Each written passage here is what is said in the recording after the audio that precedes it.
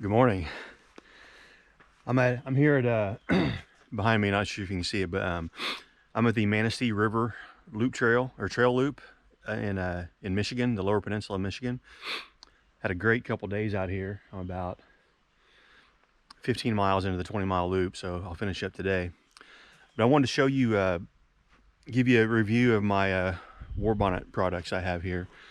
I have the Warbonnet Thunderfly Tarp. I got the silk poly version. The Thunderfly has a little bit of a door here, as you can see, not much. They have different sizes of tarps. There's like a mini fly, which I think is up to here. Then there's a Thunderfly. I think there's a mountain fly down to here. Then there's a Superfly, which can go all the way to the ground. I believe that is the pecking order of their tarps. Correct me if I'm wrong. And they may have a few more in there as well. But I love this tarp. It's perfect for me. I'm a 3-season camper. It gives me a little protection from the ends, from rain and wind and whatnot. But plus allows plenty of airflow as well through the bottom. I really love this tarp. I opted for the spreader bars, as you can see. This is an option. The spreader bars and the Tieouts here. That's an option as well. But as you can see, what this does is it kind of gives you more room on the inside when you're underneath, getting situated into your hammock and getting set up. Plus, when you get up and put clothes on and whatnot, you just get more headroom. But yeah, I thought I'd give you a walk around and give you a few more details of how I've put some modifications on here. Good view of the sun there, sunrise in this beautiful morning. But anyway, the tarp itself only comes with the tarp, and in my case, the spreader bars. It doesn't come with any tie-outs, any stakes, any shot cord. You basically, it's your responsibility to mod that out yourself. So I wanted to kind of go over some of the things that I did. The Ridgeline I used is I got it from Dutchware, Dutchwaregear.com. Dutch is awesome. He has all kinds of amazing products, hammocks, and add-ons and accessories. This is a Dutch Ridgeline. Basically, it connects to this tree with what they call a Dutch clip. It just kind of clips right on, wrap around the tree and clip. Easy peasy for that. We kind of go down the line here to the other end, and I got it tied off with a wasp, a Dutch wasp. It's basically a pretty ingenious way to tie off your tarp and give yourself some mechanical advantage when you tighten it and then tie it off. Pretty cool. This thing is rock taut. It's pretty awesome. I did buy. There are different ways you can attach your tarp to this Ridgeline. I opted for Dutch sells these tarp connectors. I think they're called Tato or Tato. I'm not sure how you pronounce that. Tarp connectors. They just kind of attach to your kind of a T-wing here that goes through the tarp loop on the end. Just kind of wrap it around your string here, and that thing's not going anywhere. It's very sturdy. As far as the spreader bars go, I basically I just looped about 6 inches of shot cord. What you do is kind of wrap it around the top here twice and through here. Kind of do that on all 4 sides, or both sides, 2 on each side. And you just kind of put the shredder bar across the top of the Ridgeline, and as you can see, it really creates, hopefully this GoPro gets enough light in here, you can kind of see how much extra space it gives you in there just for headroom when you're standing up and doing things inside your tarp next to your hammock. But other modifications I did, these are the actual doors. I mean, there are different ways you can set this up. You can set these up out so you can have kind of a more of an elongated type look like that, and you just kind of like tie them off to a tree or the ground or whatever. I prefer this because it kind of seals off you know, got a double layer of protection on the end there. But the way I connect these, I just got some shot cord on the D-ring here. Ignore this carabiner, I just have that hanging there. It really serves no purpose here. But I have shot cord here coming down, and I use these, excuse me for a second, these little clips I got from Dutchware. So as you can see, it's just really easy. I come over and just attach it right to my clips there, to the shot cord for the cord. Same deal on this side. Got them both out, and that's pretty much how much shot cord. I don't know, I used a couple feet of shot cord here. You could probably use less, maybe a little more if you prefer, but that's about right. A couple feet, I think. Maybe, I'm not sure exactly how long that was. But moving on, I actually have both ends the same way. As you can see, I got them down here. And I just like attach them to my Tieouts for the tarp, which has come down, which is the next thing I want to show you. Get over here where there's more light from the sunrise.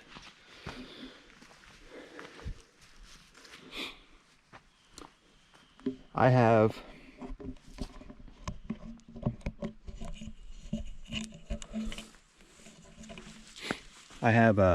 more shot cord here, probably about 6 inches or so, down to some yellow zinget. And the cool thing is, I use this thing called from Dutchware again. I think it's called a tarp worm.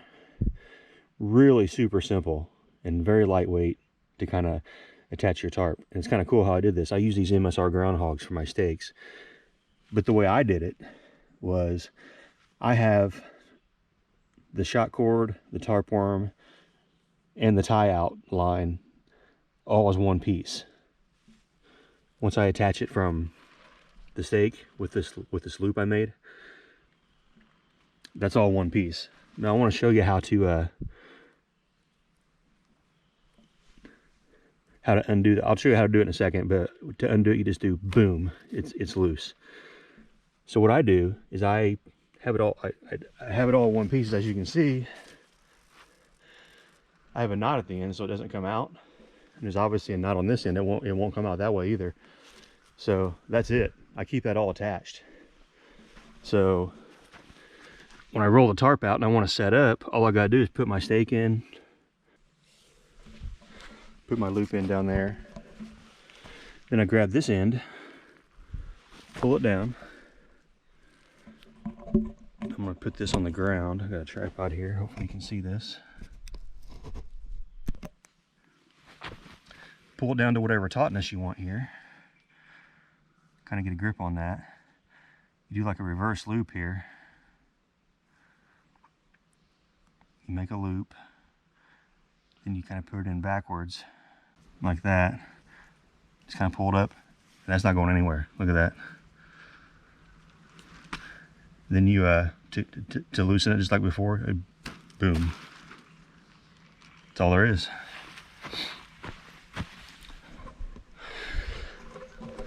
But as you can see, I have the same method here, all four corners.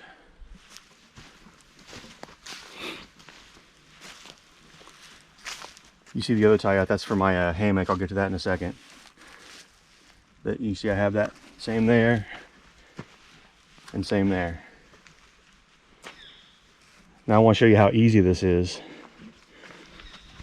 to pack up when you're using a I use a HammockGear. You can get these from anywhere actually, but I use a HammockGear tarp, a snakeskin, I think is what they call it. Can't remember. But it's like a roll that you roll your tarp up in, that you pull your tarp into. But it's pretty cool. I'll show you here in a second. Remember, I have the shot cord, my tarp worm with my zinget, my Reflect It coming through here, and my loop. It's all one piece, all four corners.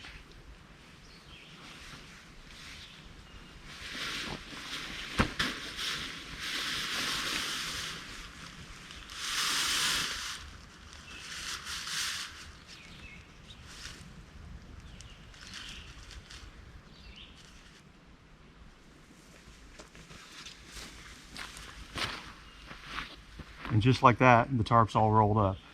Now, a lot of times I'll get to camp and I'll set it up and leave it like this. Just like during camp time, then depending on the night, I may just leave it up like this, you know, not even use the tarp, but it's there, you know, in case I need it. But even if I do know I'm going to use it at night, I first set it up like this and kind of leave it there while I set my hammock up and everything else and the rest of camp. But yeah, that's pretty much it. And the next step obviously is just to unhook the line from the trees and the wasp over here, and I'll show you that here in a second. So with the wasp here, I'll undo it, then I'll show you how to tie it real quick. So to undo it, there's no knot here. It's kind of like in its wing, it's kind of bit into its wing there. Just kind of pull back snugly, that releases it.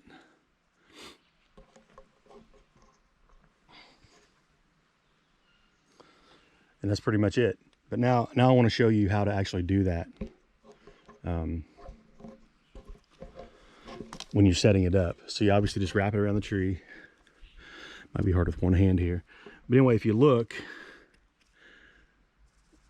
right here at its head, there's a piece right there at the very bottom. You see that? You kind of wrap it through there, and that kind of gives you a mechanical advantage. See, you can kind of loosen it. See how the tarp's loosening, but you tighten it up to whatever tension you want. See how it's getting tighter? Right above there, you see there's another little bite at its head, at its antenna. You want to go around the antenna and around the back of the wasp. So you have that mechanical advantage, and what you want to do is you want to wrap it around the back through the antenna there. Then you want to bite it into the wing like that. There, that's not going anywhere. That is the Dutch wasp. Kind of cool. It looks like a wasp. All his little connectors are named after bugs. He's got fleas, flies, worms. But yeah, that's that for the tarp. Next, stay tuned. I'll go over the hammock system. It is a Warbonnet BlackBird XLC.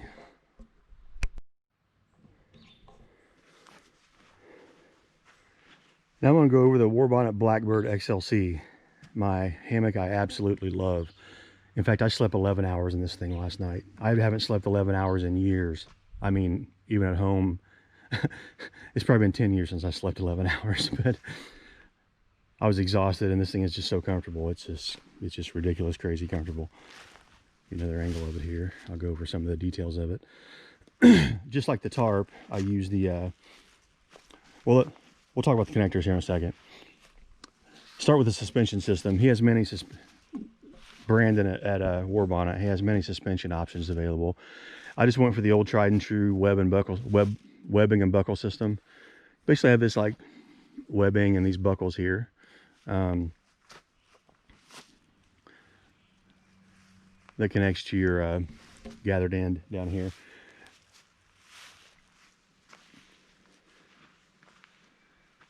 If you view the other end, I just use carabiners at the end. I actually ordered carabiners to come with it, but he never sent them. But I had some good rated carabiners myself, so I wasn't too worried about it. Just using my own.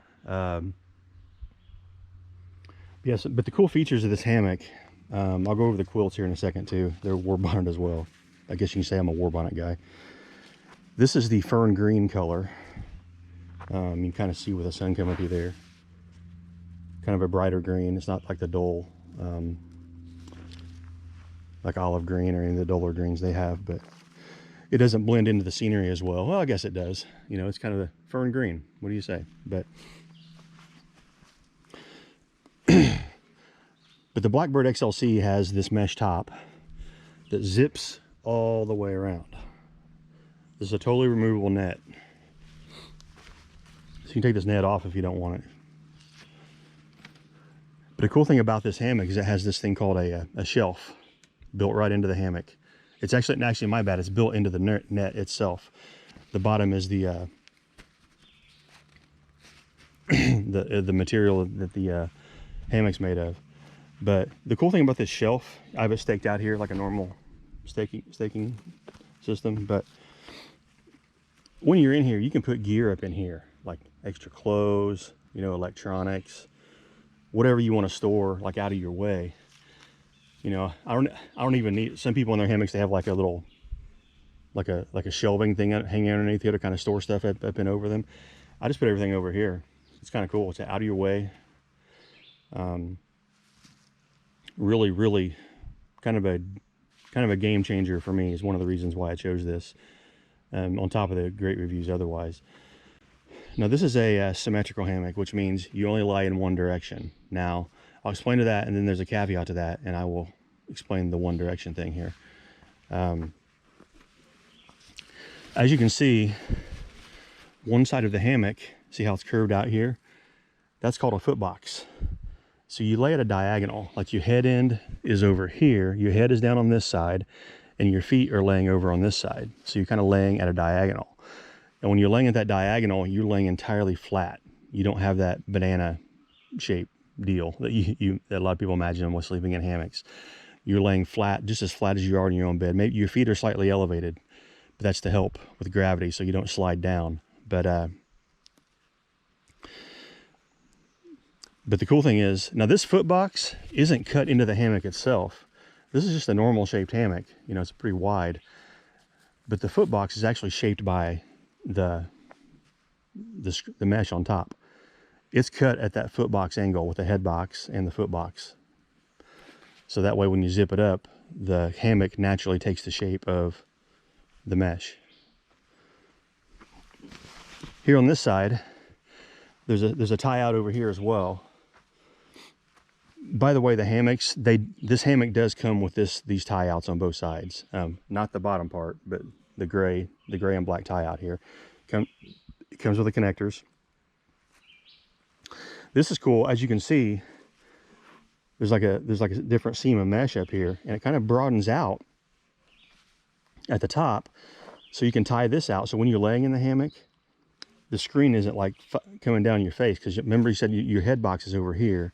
Kind of hard to tell with nobody in it right now, but when you're laying in this thing, this, you know, the quilt stretches out, this stretches out, so your head's actually going to be right in there.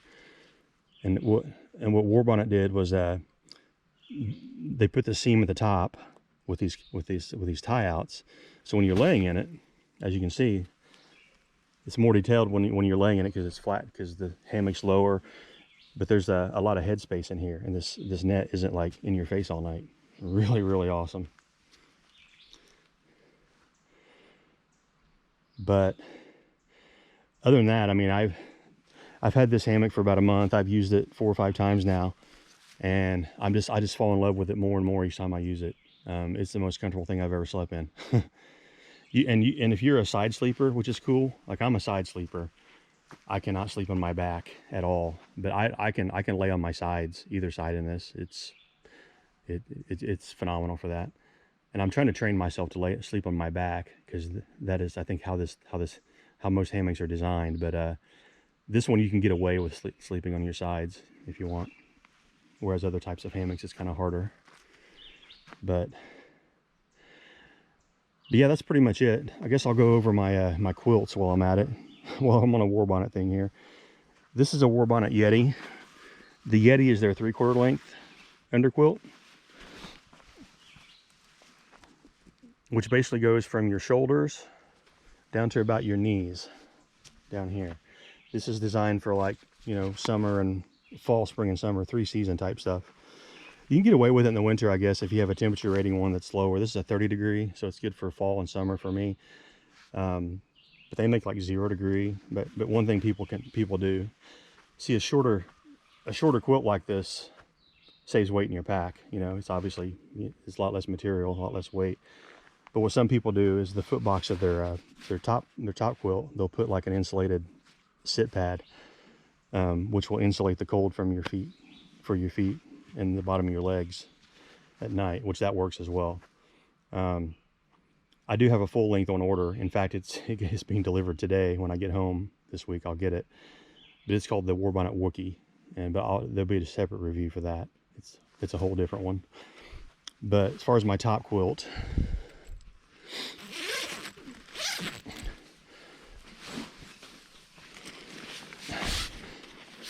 This is the Warbonnet Diamondback. It's just amazing. These are all custom. You can get them the way a TopQuilt works is it's not like it's the foot portion is like a normal sleeping bag. There's like a called a Footbox.